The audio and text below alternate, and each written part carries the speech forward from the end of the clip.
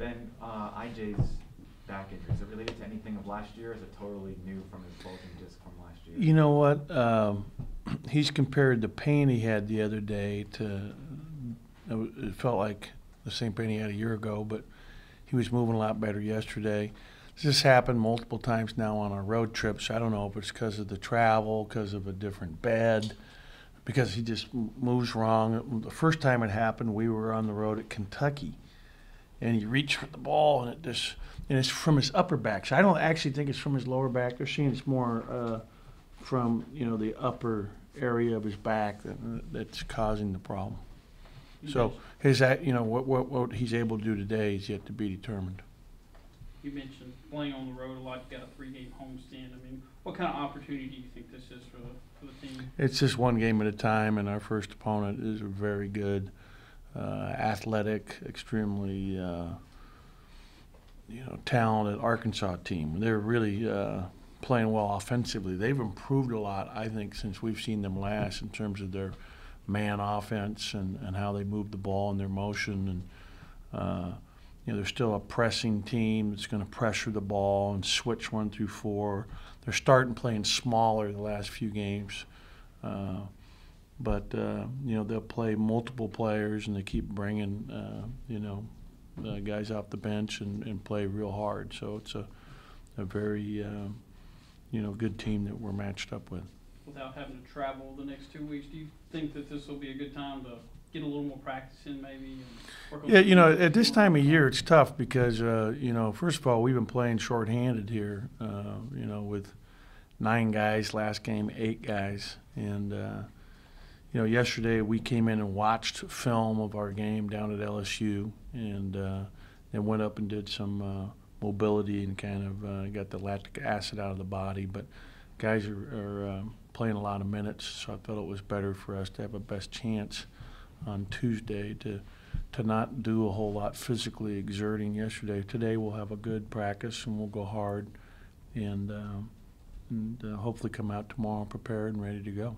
When you played Arkansas previously, it was still when you were using the zone primarily. How do you think the man-to-man kind of matches up and changes things? It's hard because they're really good, and our problems is when you look at the stats, especially when we're playing man, we're fouling more.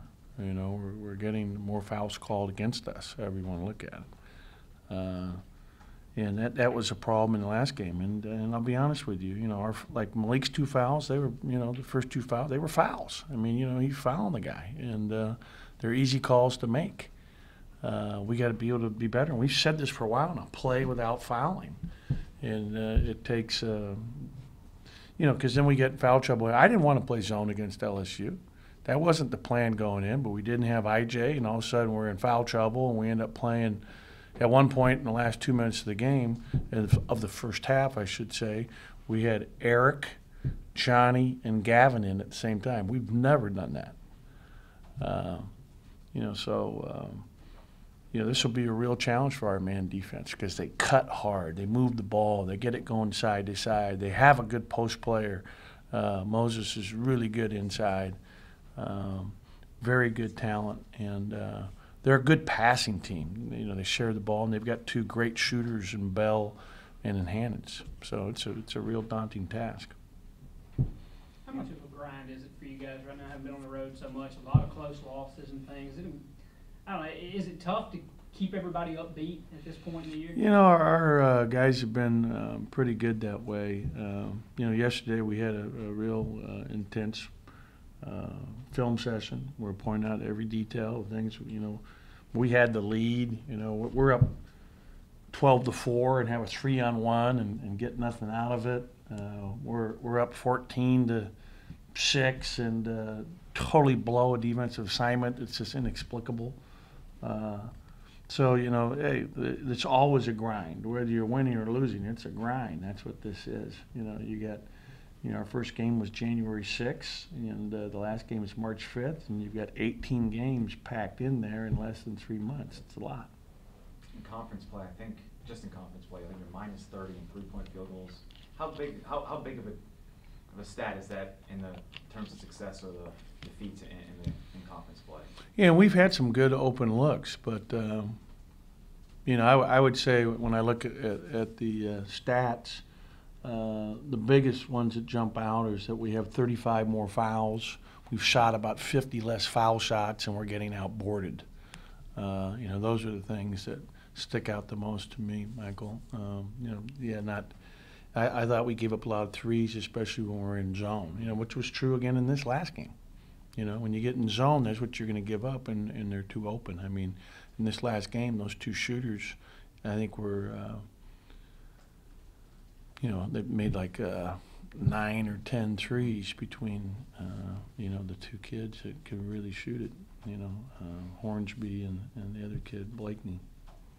Is there a way to try to increase that or try to negate that free throw disparity going forward? If you talk to the team, anything specifically to get to the line more? Yeah, it's hard because we only have one true post player in Gavin, and not a lot of other guys that are real post up guys.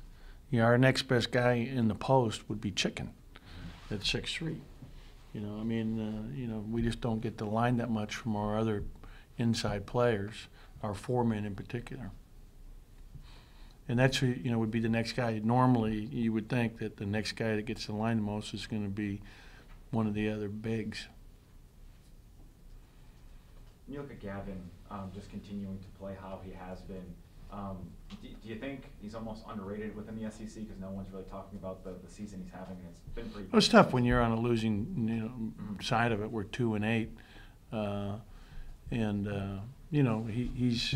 You know, he's done a good job for us offensively. He's still got to be better defensively for us, and that's, you know, is something that we've, you know, tried to emphasize and tried to make a difference by going zone. And, you know, in other words, his ability to guard the ball screen as the guy's coming at him is going to be something for him. But, you know, there's no question he'll have a career beyond Mississippi State. He's having a good year.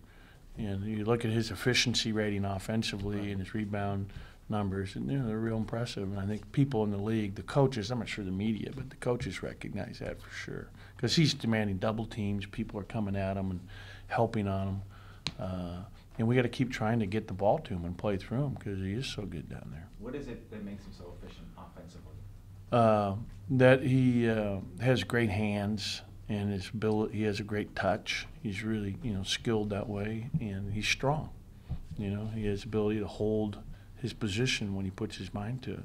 You know, his biggest issue is he's played more minutes than he's ever played, and he's getting tired out there at times. And you know, I don't want to take him out of the game, but sometimes you have to, just based on his, you know, conditioning level. And you think about where he started. He came in here as a 300-pounder. He's playing at like, you know, 268, 270 right now. So he's, you know, come a long way from his freshman year. How much more of an offensive threat is he with that 17-foot jump shot?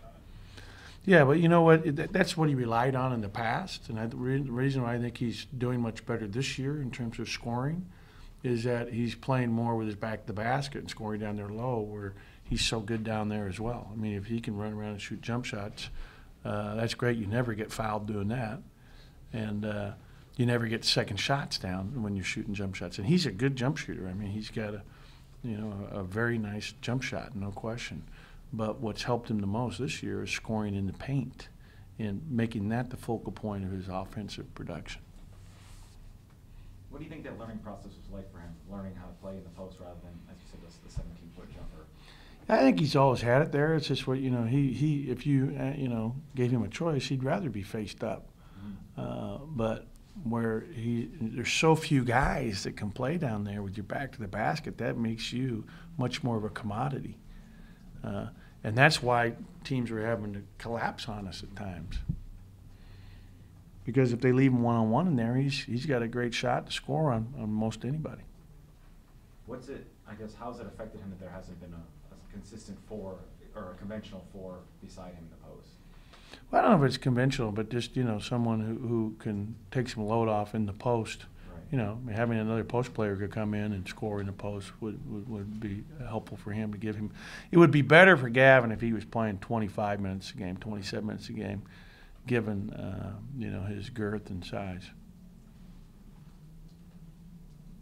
You know, it just doesn't allow for that right now. I think he's averaging about 31 minutes a game.